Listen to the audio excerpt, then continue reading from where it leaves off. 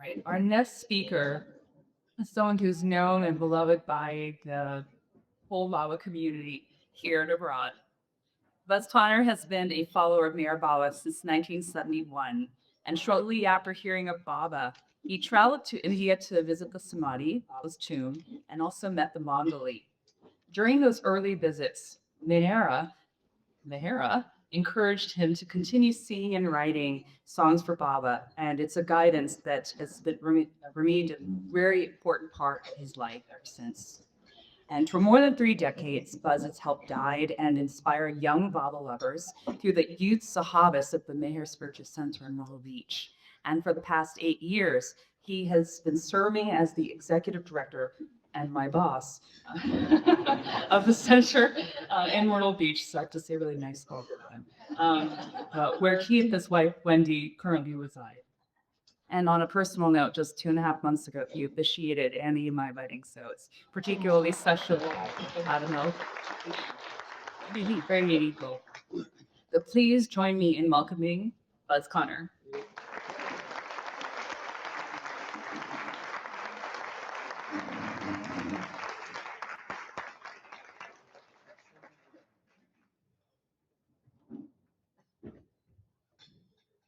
Good morning. Good morning. Can you hear me all right? Oh, thanks. I want to start by thanking Pam for that extraordinary singing.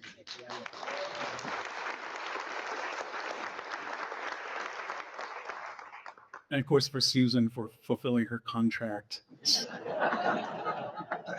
Um, I am honored to be here today, Nash, to celebrate your work. And as somebody said yesterday, including yourself, it's really a celebration of Baba. It's really wonderful to be here and to see so many people I haven't seen in a long time. We seem to be getting older. I didn't count on that, but here we are. Let's see. Nash asked, do I speak on Mayor Center today? And so that's my task at hand. And in thinking about it, I thought, well, what should I say? So much could be said about the activities there and the history of the finding center, which is an amazing story. And speak on Elizabeth and Norina. But I was thinking more like, what is the center now?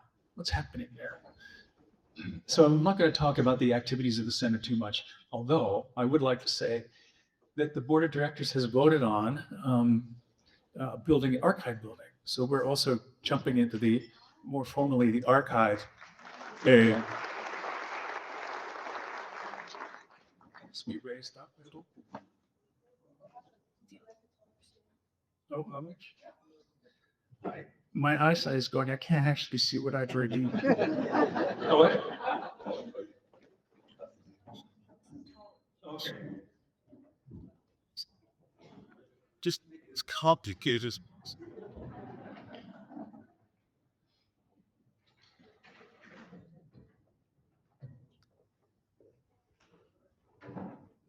Thanks.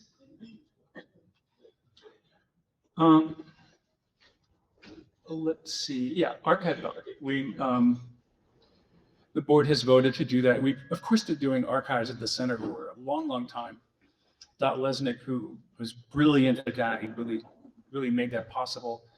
Now the board has stepped up and made a bigger more interest in that, and just preserve the things that Mayor Baba gave to the center, which he sent to the center in the 60s and the 50s. And because, as Nash said yesterday, this is really, in its own way, windows into him, into his being. It's a way of connecting to him. So we're focusing on that in a big way. So I want to speak briefly about the center as it is today and what purpose Meher Baba had when he created the center and what happens there now. And I'm only going to do that for half an hour. So you don't have to act interested for an entire hour. And in the last half hour, I thought I'd let Kitty, Elizabeth, and Margaret, who were really the women, the people who set the tone of Mayer Center for those of us who were there. Yeah, all of us in the West. These are Western Mandali that had lived with Baba in India, and of course Baba set the tone, but they welcomed people and behaved in certain ways that really live on. And what better way to explain that than have them do it? So, as you know, Baba in the early, here comes my magically. It's one of my powers.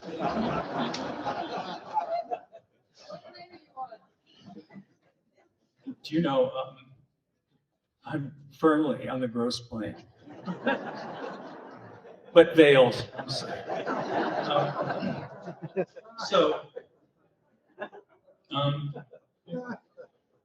In the 30s, 40s rather, he sent Elizabeth and Norina, who, by the way, were there in India during the war.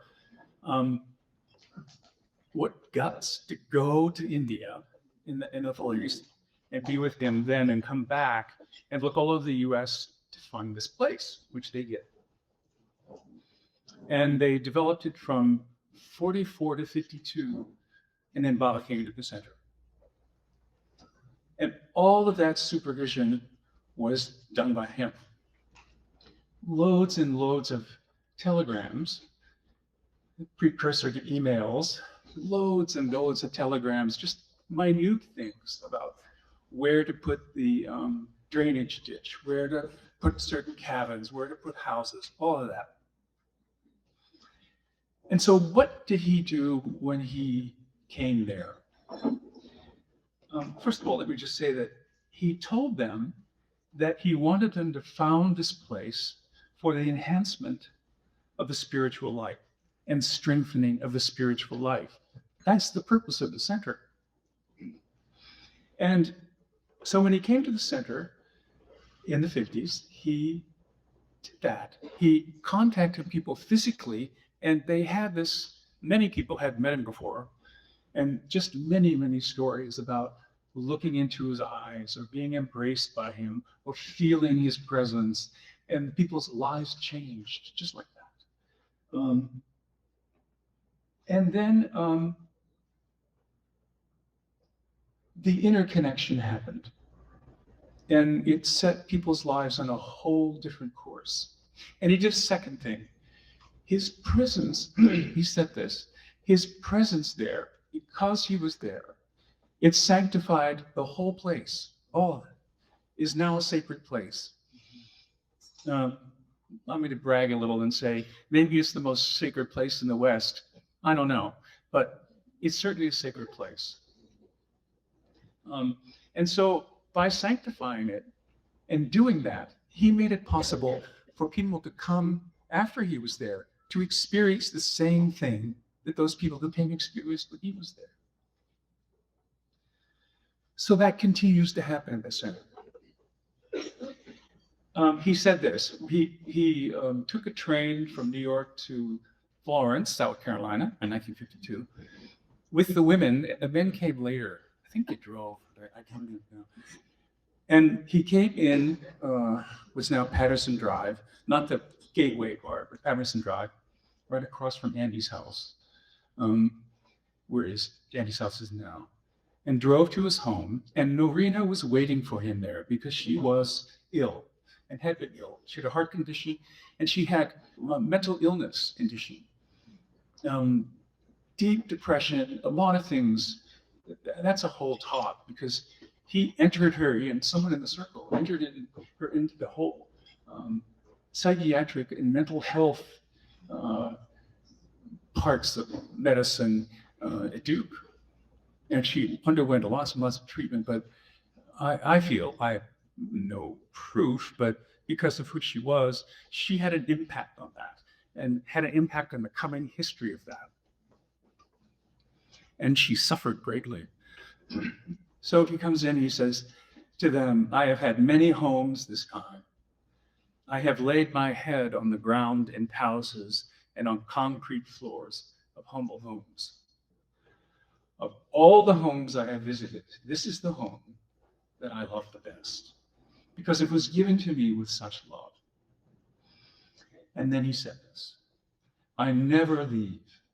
Remember, I do not leave, because this is my home. And so I hear the word fragrance, this fragrance is there, and it is, but the fragrance I often associate with something that was left behind.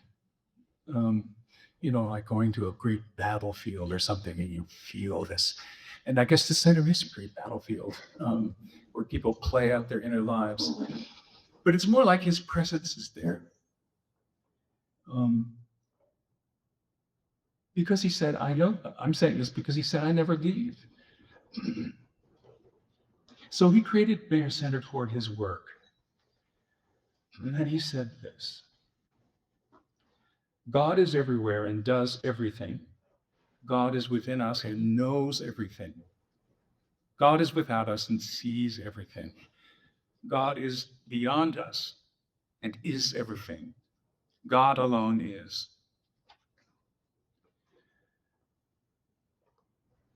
In 1959,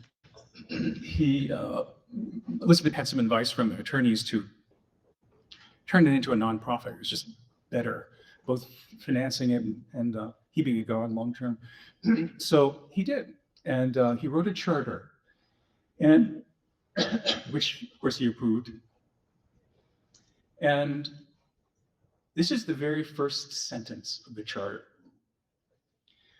To found within the United States of America a non-sectarian and non-profit religious organization devoted and dedicated to the name and spiritual purposes of Meher Baba and to the dissemination of his teachings without supplanting professed religious convictions or beliefs. Such a key part of that. But for the enhancement and strengthening of the spiritual life. So important is the center, and that in 1944 he wrote to Elizabeth, all my lovers should cooperate to make Myrtle Beach the spiritual abode for one and all. So what happens at the center is it continues to be a place of awakening and renewal. He said one day it would become a universal retreat where all would be welcome. So universal in it, I'm standing close enough. Universal so that all people could come. But I also think universal in that the experience that people have there is a universal quality. It's the quality of the soul recognizing its origin.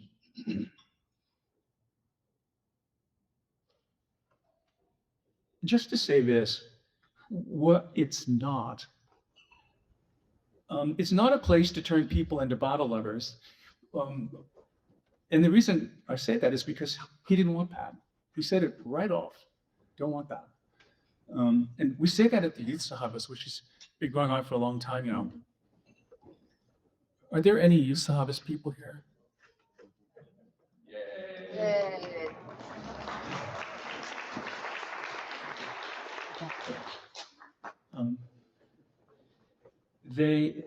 We say, we're not here to turn you into Baba lovers. We have things available to learn about Meher Baba, but you're free to go to things or not go to things. You can make any choices you want. And that seems to free them up. It's the same principle as Baba saying, the path is individual. You can't coerce anyone. You can't coerce anyone. You have to let it come from within. It's also, the board, the center does not seek to be, and hope never will seek to be, the head of a Baba religion. Because Baba didn't want that. Baba said plainly, he did not want this to be a religion. So, and believe it or not, some people asked about that. What would the center say to our group? And how should we do this? And how should the center would lead this? And we say, that's for you to decide. Baba valued independence of thought. Independence is sort of the hallmark of looking courageously within to find him, to find his voice. It's also not the only place he can be found, obviously. He said that his center is the heart of every lover.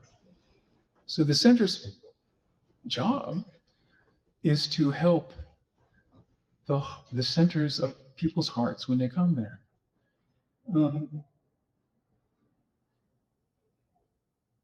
And it's also not necessary you go there to find Mary Baba or follow Mary Baba. I'd recommend it. It's quite splendid. His presence is there, but it's not necessary to go to India. I'd recommend it. Yeah, it's quite beautiful.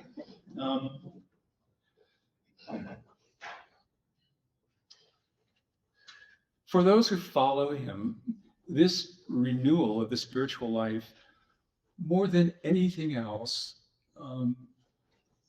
focuses on the development of an active inner life.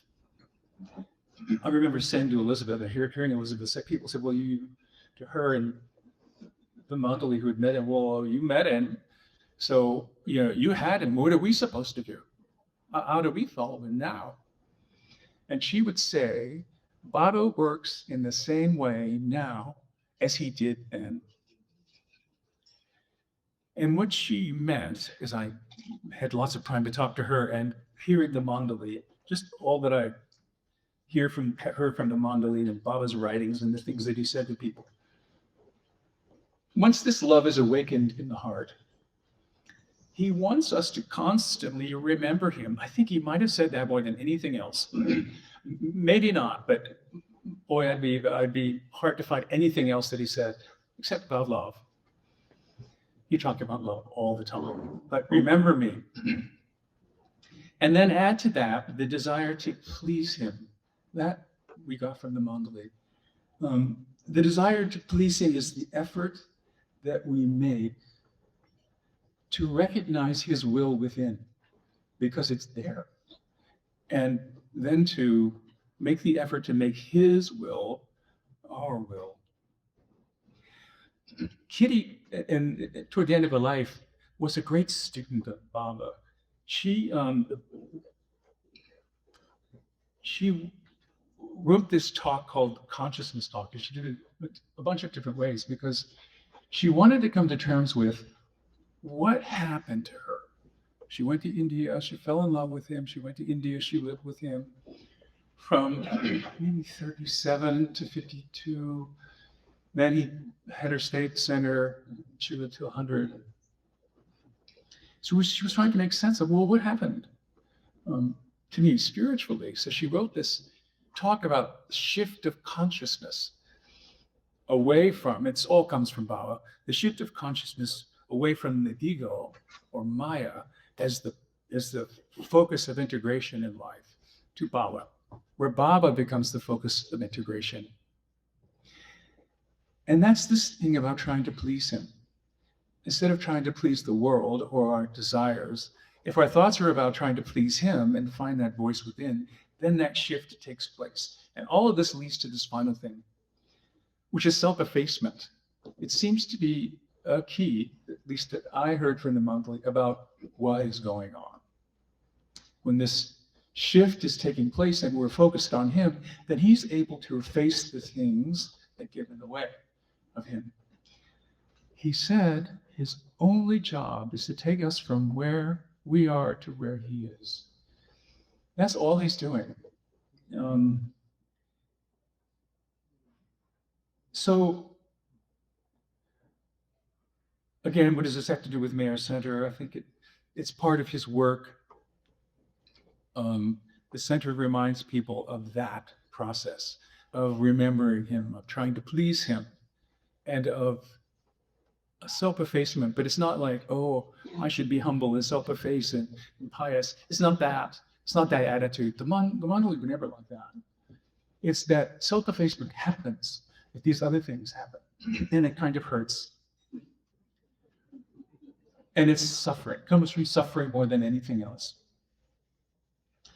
Um, One of the big things about life at the center and life with Mayor Bava is this other thing that happens. And Kitty used to talk about it, and Margaret. Things, say, things have to come up and out. Bava stirs us up so they come out. And it's this other thing that I would add to the list of things is that Baba stirs us up. And the stirring up is so much of the energy that goes on at the center and lies with Baba. Because all the crap comes to the surface. And it's supposed to be messy. One of the things that he talked about, I didn't understand this when I first heard it. He said the only thing, harmony cannot be created by God. That has to be, we have to do harmony. I thought about that, and I thought, well, since he is everywhere and does everything, it doesn't make any sense to me. But it's this other thing that's really going on, which is he is the creator of disharmony. He loves to create disharmony, and then we have to make the effort to solve it. Even though, and there's ample evidence of this, on the Blue Bus tours or in a New Life, where he would talk to them like, why are you being this way? Why are you acting this way? What's the matter with you? You're here with me. Don't you know how precious it is? And I feel behind the scenes, he's doing that too. He's stirring things up. There's the famous story. I want to tell it because it really illustrates this aspect of the spiritual life with Meher Baba, I think. And it's the Sugar King story. You know that story? It's such a famous one where, I'm going to paraphrase it. Steve Klein's here with me, so he'll probably correct me. Don't let him.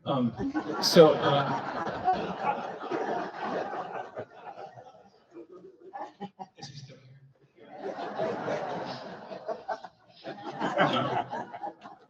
So Eritree's acting sort of down, and Louis and Baba had noticed it and asking, what's going on?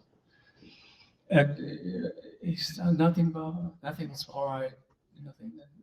He kept doing it, and finally Baba got it out of him.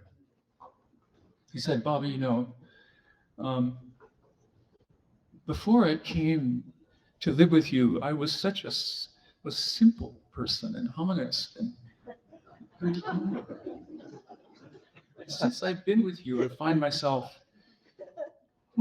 upset and have these negative thoughts and even lying to people sometimes.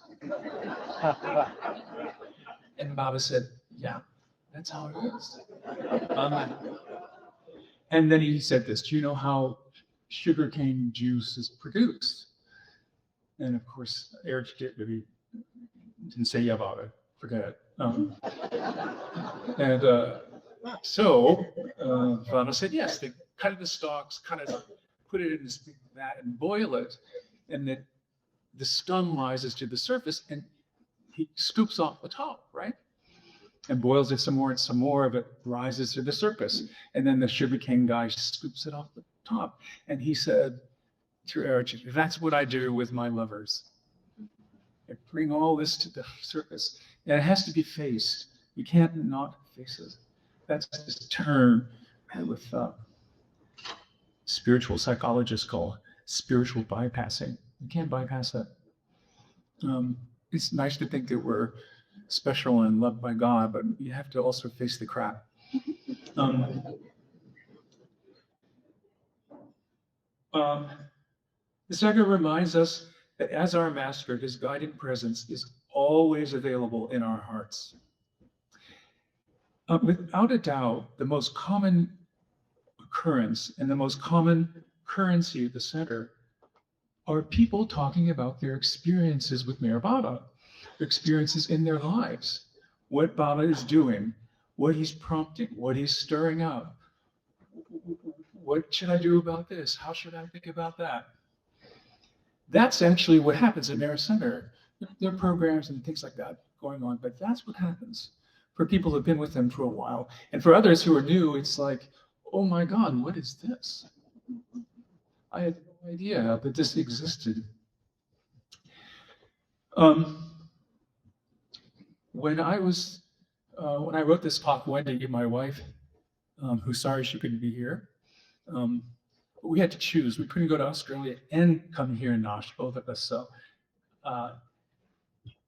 she read the talk, and I talked to her a couple of days ago, and she said, "Oh, you know, I liked some of the stuff you did, and I like the way you're talking about the center.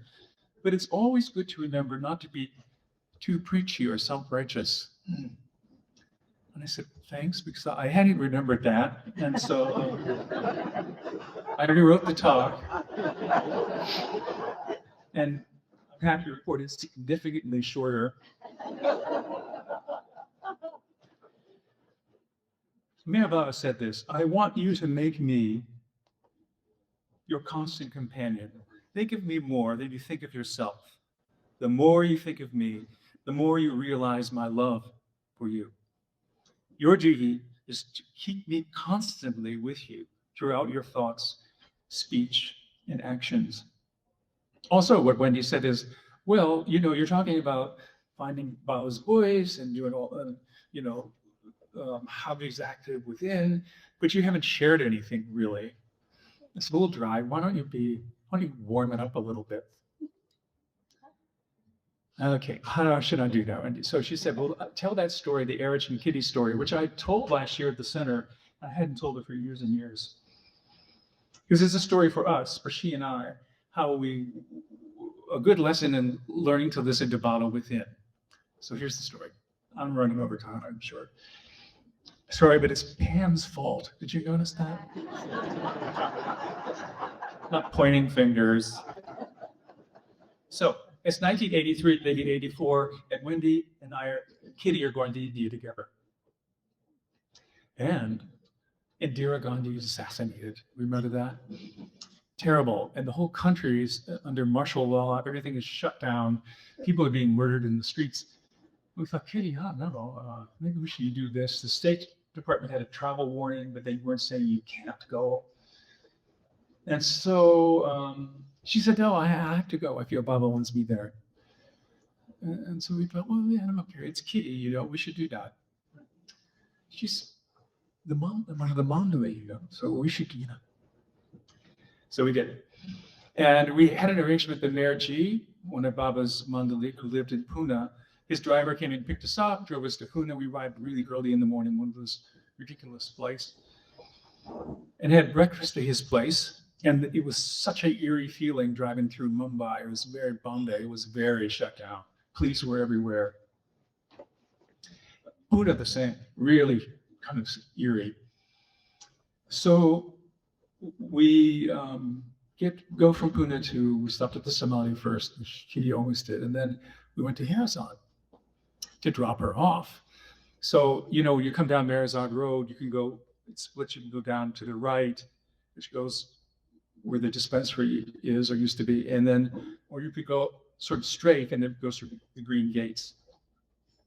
And so we went straight because she was staying in that little house off the house, the main house there. She was staying in Nehru's room. So we went there and got her, I unloaded and all that, and I went around the corner to see Erich because I hadn't seen him for a long time. So I go around the corner and there's Erich sitting there and they're eating. Must have been lunch for a moment. And the second he sees me, jumps out of the seat, he starts yelling at me. He's yelling at me, food is coming out of his throat. He's like, what is the matter with you? What, you crazy? Why did you do this? You could have been killed. We've been worried sick about you. What's going on with you? And I'm saying, well, you're in marriage. I don't know what marriage, he said. Well, why would you do this? Well, Kitty felt there was, what's the matter with you? Aren't you a man? You can't make up your own mind? I'm thinking, oh God, what is this? And around the corner comes Wendy, who as you know is sweetness and light. And and he laughs and embraces her. We talked a little bit more, then we went away because it was not visiting day. So we left. I was a little shaken. I felt like, okay, this is a new experience with Baba, and a good one too. So the next morning we went to the trust office where Erich was there and Monty was there and Ronno and who else, I'm not sure. So we had this plan. We went into Erich looking very crestfallen and said, we're leaving. We feel we're not welcomed here. We thought this was a place of love. What's the, he laughed. Like he said, okay, sit down. And we explained a little more about why we did what we did. He said, okay, listen. You know, when we were with Baba, he would come up with all sorts of ideas. He would say all sorts of things and kill us to do that. He said, if we thought it'd make him unsafe or unhealthy or was unwise, we would do our best to talk him out of it. And sometimes we would. And they knew we knew the difference when we couldn't, but sometimes they would. He said, that's what you have to do. Use your common sense. And this thing we said, well, Kitty's mandali, and she said it. He said, forget that. That doesn't have any meaning at all. Forget the mandali thing, all that. We forgot it, but Baba's the avatar. We forget that. We want him to be safe. You have to find a way to find your own voice in him, which was a really great lesson for both of us. It's helped me out a lot, especially since I had his job. You may not notice about the Baba community, we're very opinionated. And there is no right answer. So, when Kitty was ill and dying, she had given me power of attorney for her health care. And so that meant Wendy and I cared for her toward the end of her life. So this is what happened. She was very ill, wasn't eating, and we were, Kitty, what's the matter? Why can't you eat? And she said, I don't know. And so we had some tests done at the hospital. She had an endoscopy. Is that where they go down the throat and nose? And it really traumatized her. She was so unhappy. She really suffered from that. So afterwards, she said to us, I want you to promise me that if I have to have that test again, that you'll let me go. Just let me go. And we said, okay, yes, we will. We promise. So, you know what's happening. Sometime later, she was also in a lot of pain in her stomach, and they had to do that test again. Now, the thing about Kitty is that while she was a reserved British woman, she was an extrovert, and she told everybody this. Everybody knew in the Baba community in Myrtle Beach, like, I can't do this again. They have to let me go. So this is the scene. We're at the hospital, and she's there, and there are a dozen or two Baba people there too. And Wendy and I are talking to the doctor about this test, and we're thinking, oh no, not this. So we said, okay, give us a minute. We need to talk about it. I don't know how it happened, but all the other people knew too that this test was going to happen. So we felt like, we remember the story of what is Baba saying? What would Kitty say? What is Baba saying? And we both felt, even though we gave our word, it didn't feel right. We couldn't do it. We had to have her have the test. Right? And I swear this happened. Just as we made the decision and we were about to tell the doctor, we got a telegram from Monty. Somebody had brought it to the hospital. And I don't know how she heard about that. And she said in it, don't worry, do your best for Baba. Kitty won't remember. Wow. So, however, the people in Myrtle Beach remembered. Going back to that, there's no right answer. So she had the test and she didn't remember. She didn't remember. And lived a little longer. 200, which was not our goal for her. Our goal was not, let's make sure we made this woman live to 100. We didn't, that was never something we wanted. A lot of people thought that was just a great thing. it was her health we were more worried about. So that's an example of how she and I had experienced that in our lives, and the um, how important it is to pay attention. And that Baba is there. He once said, "Your job is to remember me. My job is everything else." He once said this at a gathering in India. A message was sent: "Let love annihilate your lower self and reveal my infinite self. Let your ears become deaf to delusion, to enable you to hear my silent message of love divine. Let your eyes become blind to illusion, to receive me as I am, and let your heart open to receive me in full." So, in explaining all this about, I guess I'd say, how I see a spiritual life and how it seems to be unfolding at Mirror Center in lots of people's lives. Um, the, when I first came to Baba, there was a lot of talk about, planes and path and God realization. There might be more than one or two of you here who are my age, who thought, God realization, I might be pretty close.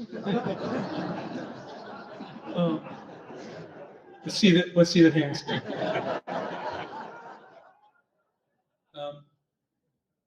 Yeah, sounds good to me.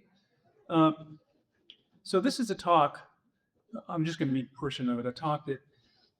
But it was a recording of Erich in 1978 in Mondeley Hall, where people were saying, "What about spiritual progress and the planes and God realization?" All in the service of trying to figure out what are we supposed to do. And Erich touched on these subjects and the fact that they actually disappear. Spiritual progress or the path, they become unimportant when the goal is simply to hold on to him. He said this: "It's a fantasy. I have been with him for 40 years, and there is no such thing as spiritual progress."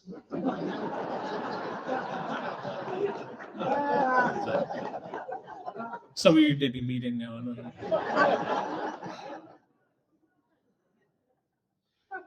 Hold on to him. Him moving about is the progress. The cardinal things he said, remember them.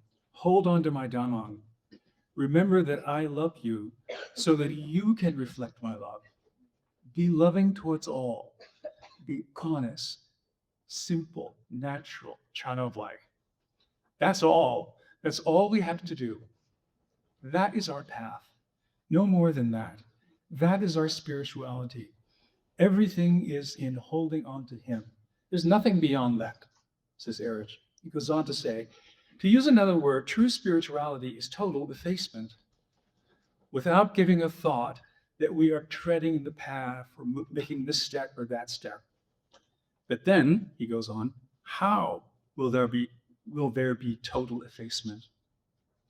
The practical way is hold on to him, be simple, be natural.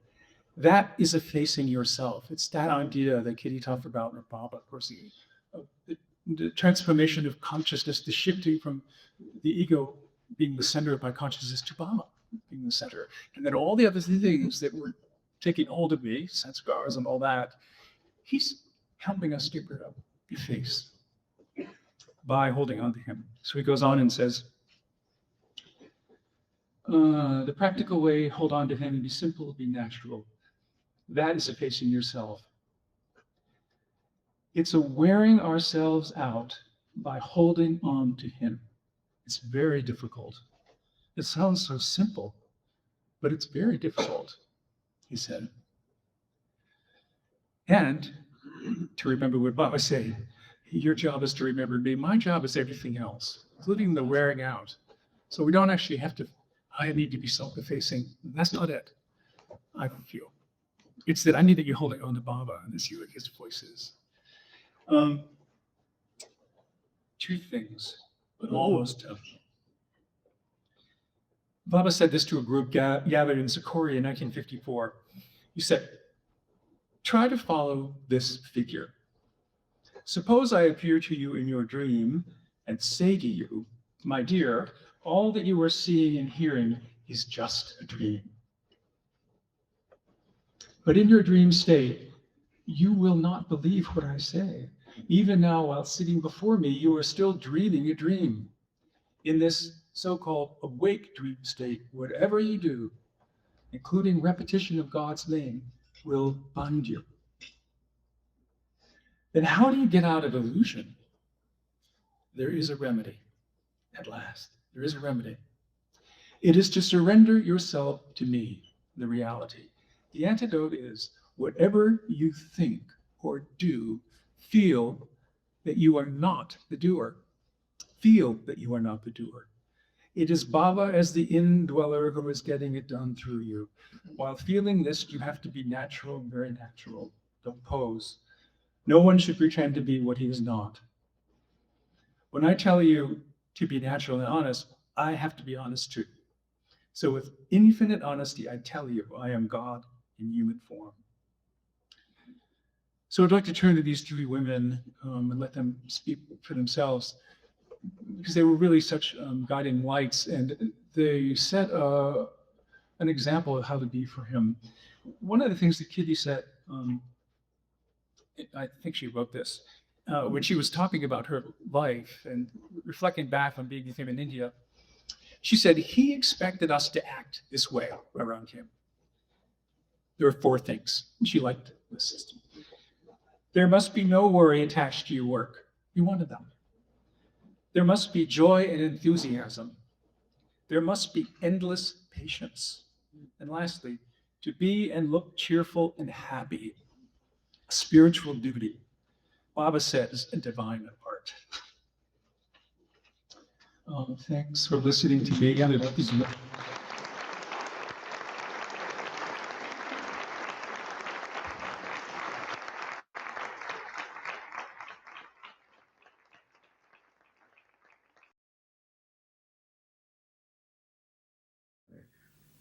Mrs. Patterson, when was the first time you were aware that Meher Baba was interested in such a location in the United States?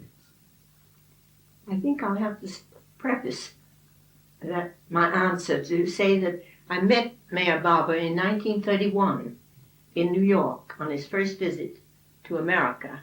And at the time he spoke about the center was 10 years later, when we were in 1940, we were in India, and he called Narina Machiavelli and myself and said it was necessary that we return to the United States and look for a center for him. And he described it. He said he didn't care where it was, anywhere in the United States, providing it had certain qualifications. And the first one was that it had to be in equable climate. And he described it as not too hot in summer for northerners or too cold in winter for southerners. So right away we knew that it couldn't be the New England states or couldn't be Florida. And then he said that it had to have ample water. He stressed that. And then the next third one was it had to be on virgin land. Not undiscovered land, but land where no one had ever lived. And that sounds so simple to me at that time, because I thought America, out west and different places, there were all sorts of places that where nobody had lived. And then he said it had to be ample property with good soil, and it had to be given from the heart. Well, that, in one sense, made it easy, because we knew that if we found the right property, it would be given from the heart, because only Baba could touch someone's heart. So we never went looking for something that was, how much is it from a price point of view. And in 58, Meher Baba said he was not coming back to the center. I was immediately thought, well, that doesn't mean I can't go to India. We always think about not seeing him or seeing him. And so I said, if it is so that you're not coming back, And then who can come to the center? Because it had been so well known beforehand.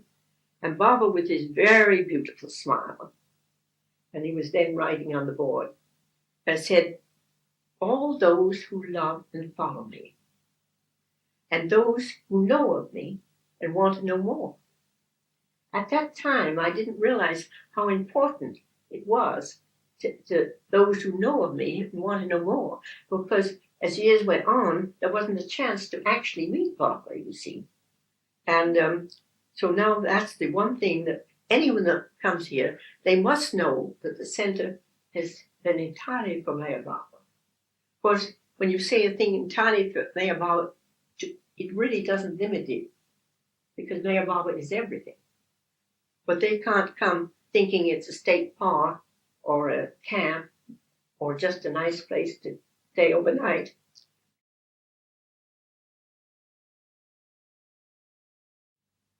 The first building was built for Meher Baba.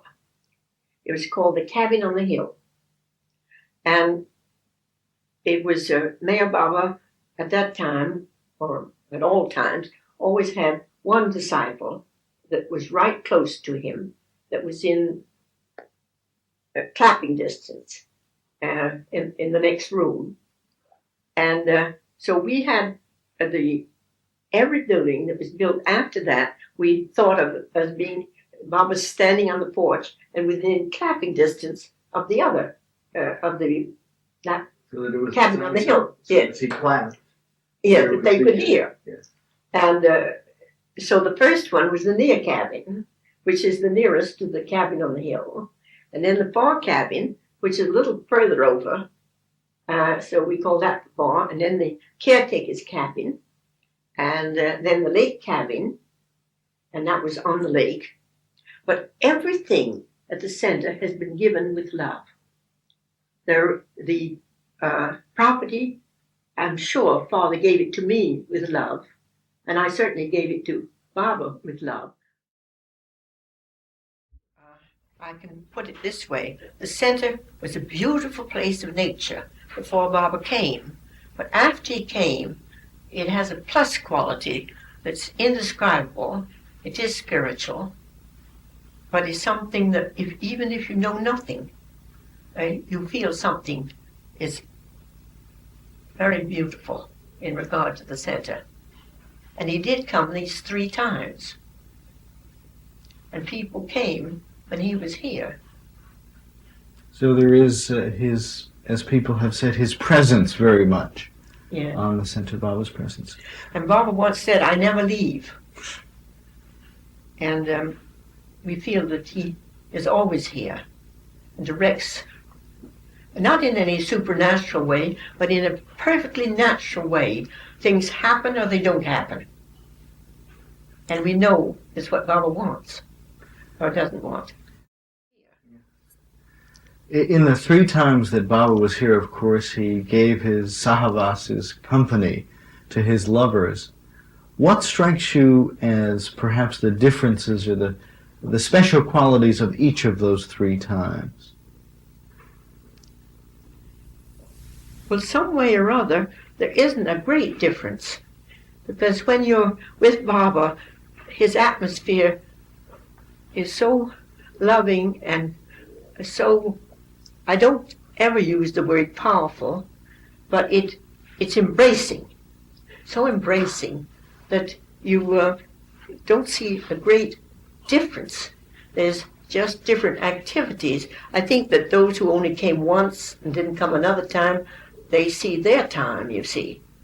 But it's even in India when people come to see Baba, there's that intimate quality.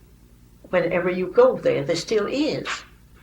And you can't say, what is the difference in intimacy?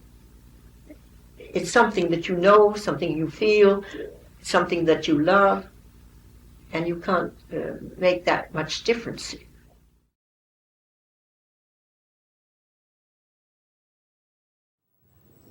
You ask if I was a disciple or a follower of Baba's? I was neither a follower nor a disciple when I first came to Baba, because I really didn't know anything about him.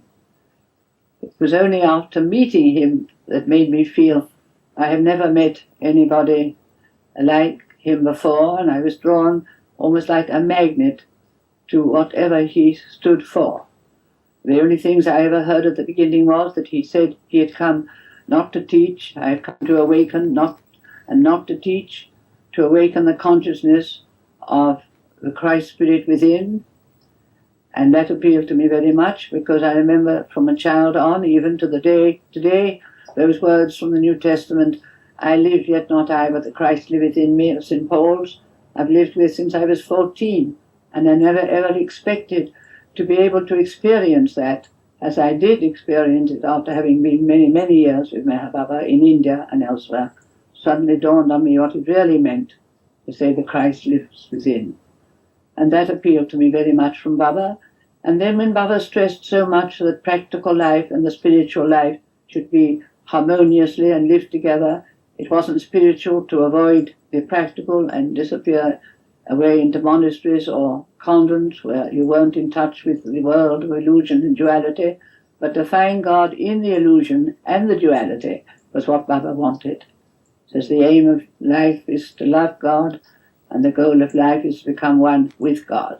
And although my hobbies had been, I was a music teacher before I came to Baba for 15 years, and my interest had been mysticism, the Christian mystics, and I never thought I was ever going to realize that there had been such a thing as mysticism in the world long before the Christian era. And then when I came in touch with Eastern mysticism, I realized how much we had in common. And Baba had always said, the East has to come to the West and the West has to come to the East. They both have something to contribute to life. And therefore gradually I began to feel, well, what is it about Baba that draws me to him? And I could only answer it by a certain feeling that I had never experienced such love before. There's a sort of divine love. There's like a magnet that drew you to him. And it must have been that because he stayed with my parents for the first night, and the next morning he left to go down to the retreat in the south of England. And as he got into the car, and the car was going, this is in 1931, September the 12th, and he turned to me, and he was then not speaking, but he had his alphabet board, and he said, is there anything you want? And I hadn't any time to think, but I could hear the car waiting and anxiously to get off the long drive of 7 hours to the country. And I said, yes, I said, greater opportunities for service and a greater capacity to love. And then out of the blue came, oh yes, and perhaps spontaneous goodness. And Baba just spelled out on his board, you'll have soon all those things that you have asked for.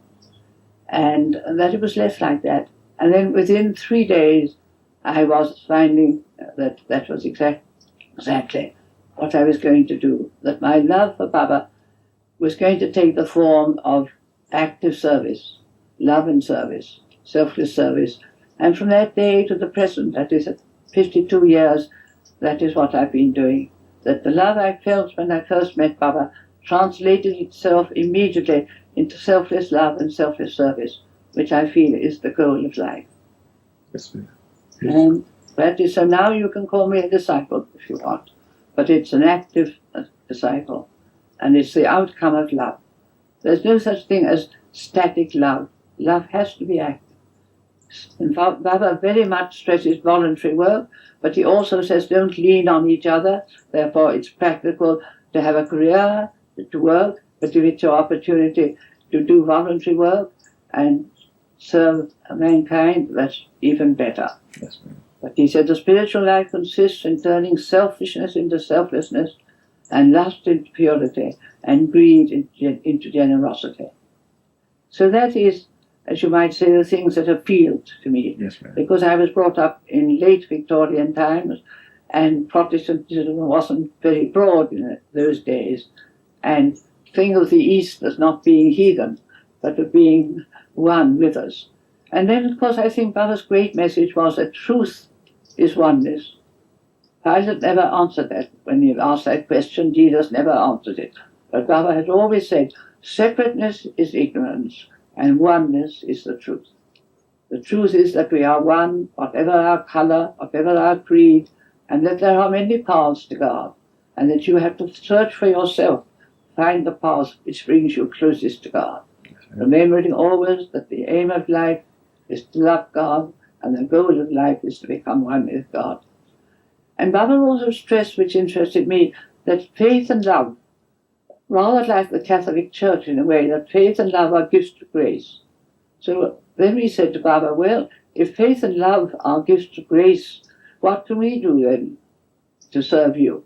So Baba said, to try to please God. And you know, it's in pleasing God that you learn how to love him more.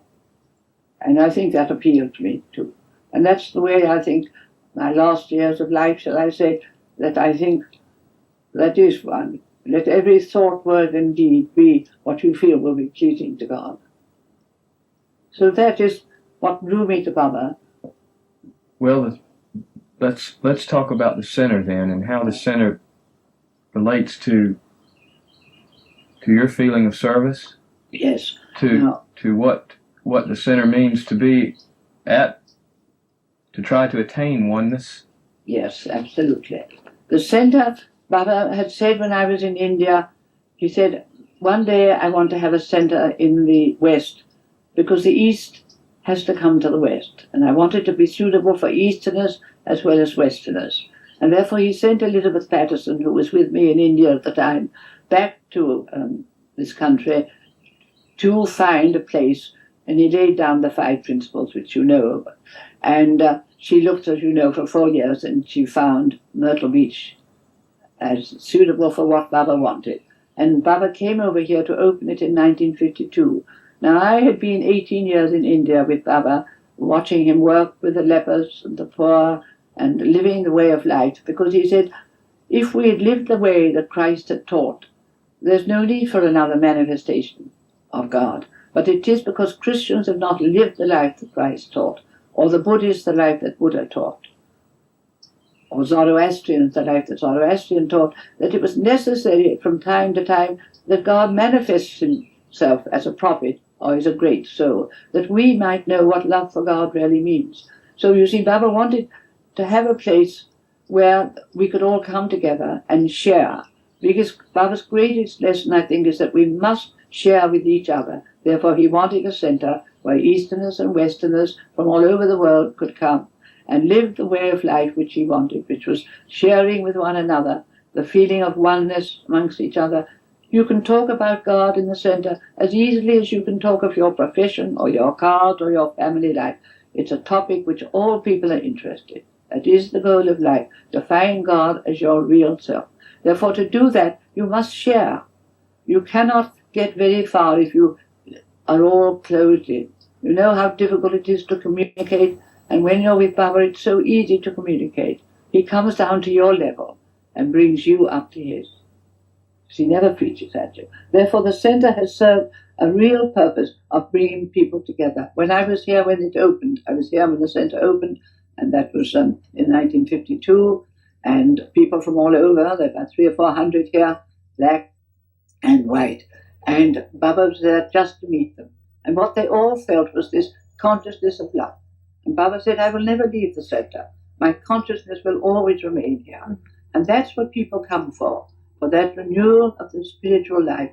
They'll come just for 1 night or 2 nights, and they'll go back to New York, they'll go back to wherever they've come, and they feel renewed in spirit. And today you must for yourself feel that need to get away from the hustle of life and be able to communicate with God in the peace and the quietness. And that's what we are begging and longing, that this place will be kept for that very purpose. It certainly will.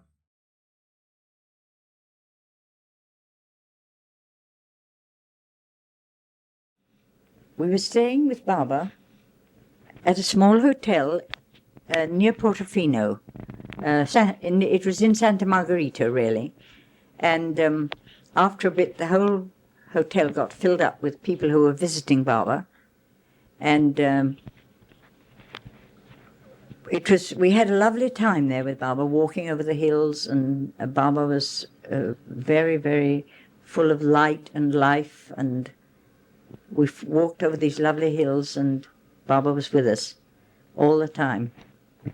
Now, what I'm going to tell you is about Baba and an amusing dancing lesson he had. Most of the other disciples had gone out to have their passports put right or something. I really don't know what was wrong with them, because my passport was all right and Delia was all right. But the others all had to go and have something done. So Delia and I were in the garden of this hotel alone, and suddenly Baba appeared.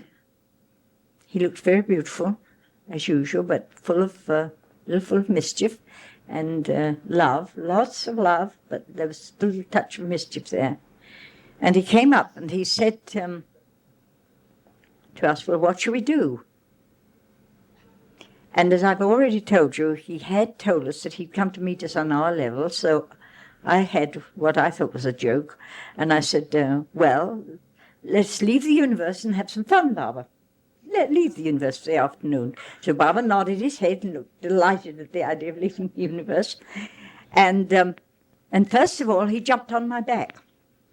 That was the first piece of leaving the universe, and nearly broke my back. But he then said that he would like to have a dancing lesson. So Chanji took his hand and brought him to class. And I asked a few of the usual questions one asks a new pupil.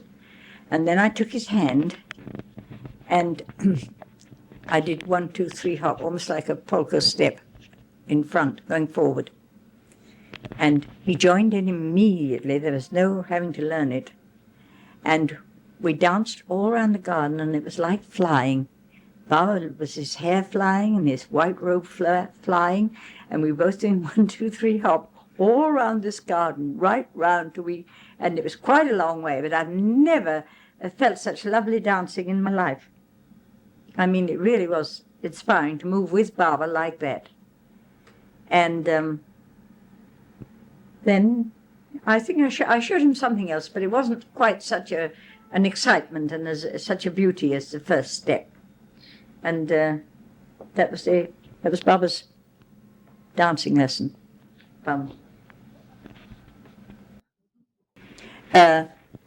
Meredith Starr, in telling us about Baba, told us a lot of things that were wrong, about the things we should not be allowed to do if we followed Baba, and things that were wrong to do.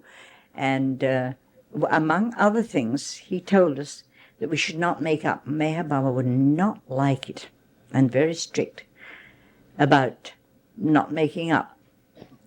So we were in Paris that Christmas, and Baba said he was going home via Marseille, and he said, well, Margaret shall take me to Marseille and see me on the ship. She has such excellent French, which wasn't true at all, but I didn't correct it. My French was awful. It's real good English French. But I accepted it, and I went with Baba alone to Marseille. Chanji was with us, and I think Kaka. I don't know. There were 2 of the men disciples. And we went down to Paris by train. And I slept in the next compartment to Baba, and all night long Baba knocked on the wall. Every hour on the hour, practically. And it turned out he meant, I love you.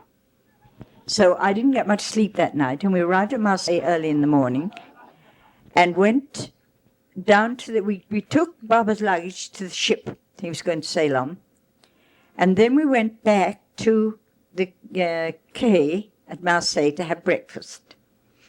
And we were sitting there, and I must have looked like nothing on earth, not having had much sleep at night, and no makeup on my poor face. And Baba looked at me rather and as if he were not too pleased with the sight. And he suddenly tapped his face like this. And I thought, well, I don't know what that means. And I looked at Chanji for help, and Chanji didn't know either. So he did it again. And I thought, a sort of joy came, a little joy came, and I thought, well, perhaps he means I may put on a little powder, perhaps he can't bear this. So I got out my powder puff and showed it to Baba. He did this again.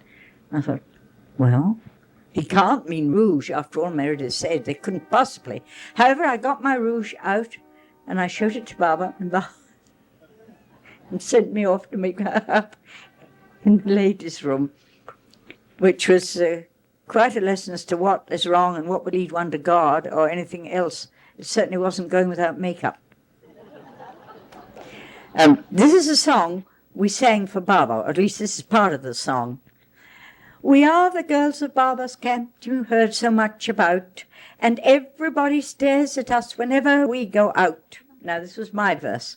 For I am just Zuleika. I thought that I could dance. I've lost my school, I've lost my hope, and I think I've lost my chance.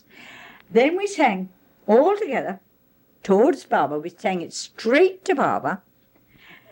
We sang... the last line was the punch line of the song. For we are not God realized, but we hope it's so with you. We also wrote a play, also taking off what Baba had been doing. We each took our own.